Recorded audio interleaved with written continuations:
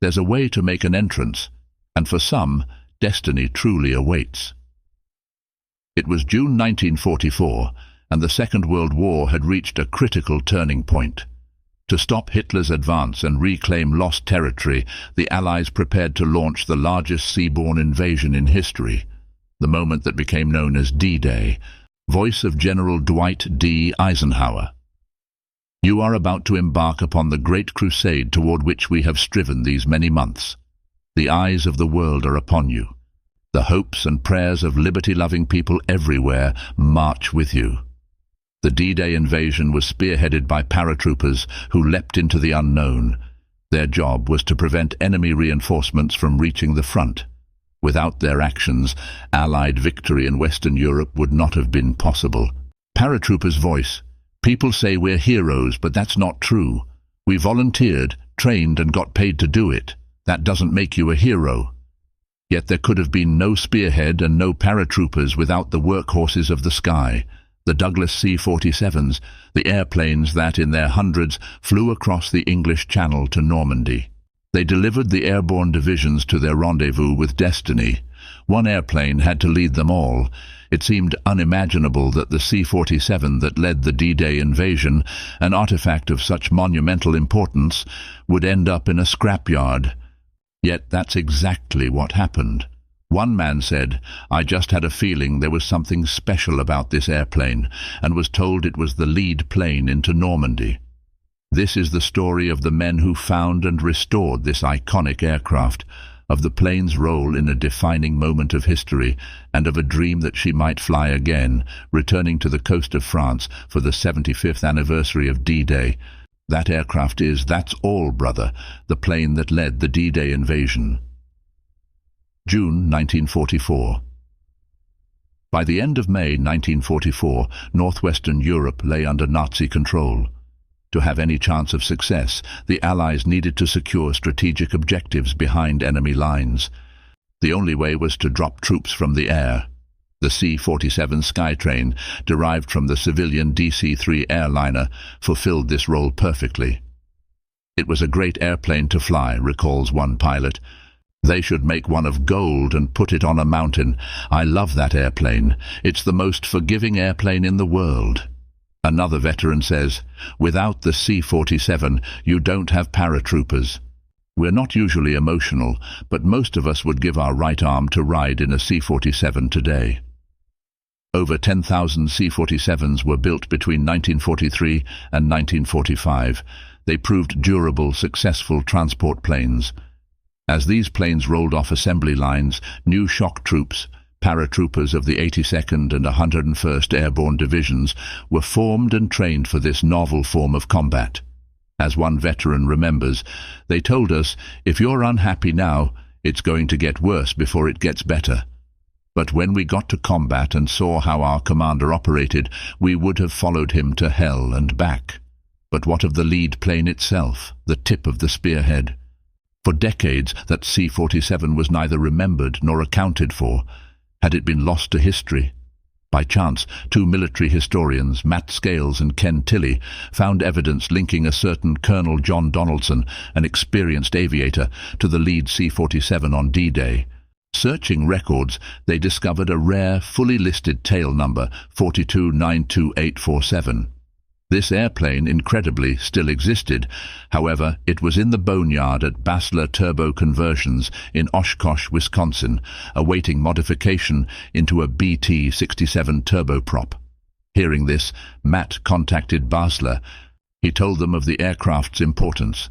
They were polite, but that seemed to be the end of it.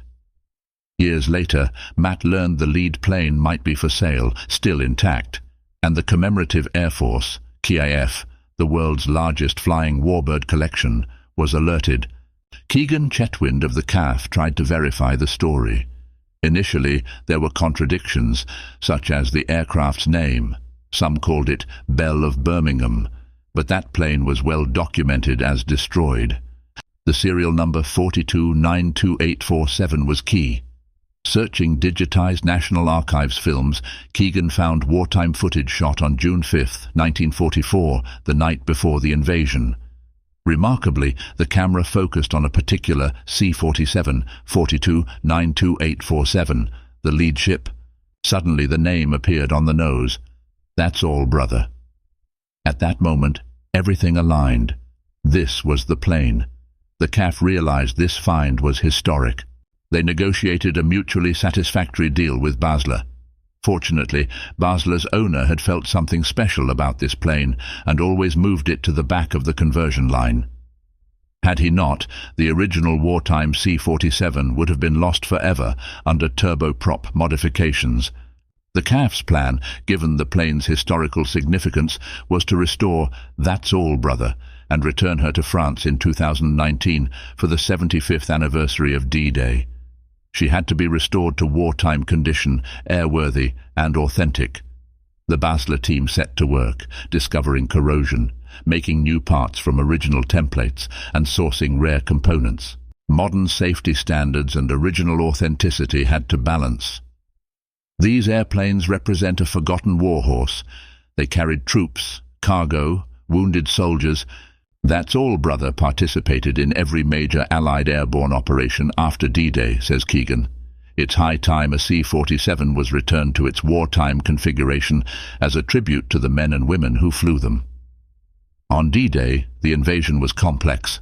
Pathfinders landed first, setting up radar beacons. Then came waves of paratroopers, who faced dangerous anti-aircraft fire and challenging terrain. Although many troops didn't land exactly as planned due to weather and confusion, their widespread presence baffled the Germans, securing critical objectives and paving the way for the beach landings. "That's All, Brother," piloted by Colonel John Donaldson, led this grand enterprise.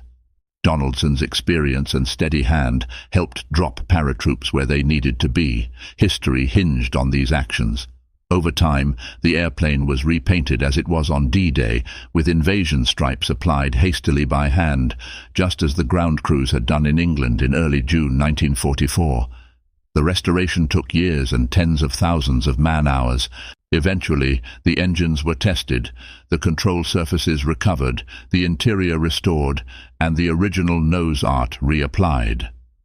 After extensive ground checks, "That's All, Brother" flew again, first around the US, then across the Atlantic. Veterans and families of the original crew and paratroopers met the plane, some in tears, some in awe. "When these men jumped, they were just kids," recalls a veteran. "We didn't know what would happen. There's no glory in combat, just duty." Another says, "We served with honor. It's a privilege to be part of history. The restoration and return of this plane mean that after we're gone, you can still hear the story from this airplane." In June 2019, "That's All, Brother" returned to Europe for the 75th anniversary of D-Day.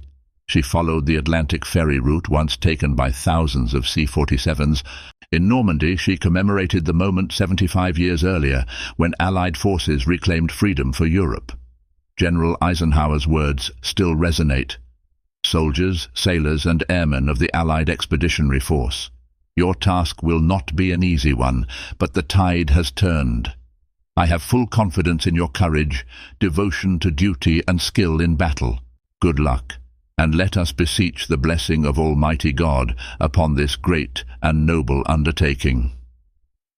This very airplane, says a CAF member, is a time machine that brings the past back to life. It reminds us that these events were real, that tyranny was challenged, and that ordinary men rose to extraordinary tasks. The story of D-Day, the sacrifice, and "That's All, Brother" will live on for generations to come. On that fateful night in June 1944, "That's All, Brother" led the charge. Now she leads our memory, ensuring we never forget the courage and sacrifices of those who fought for freedom.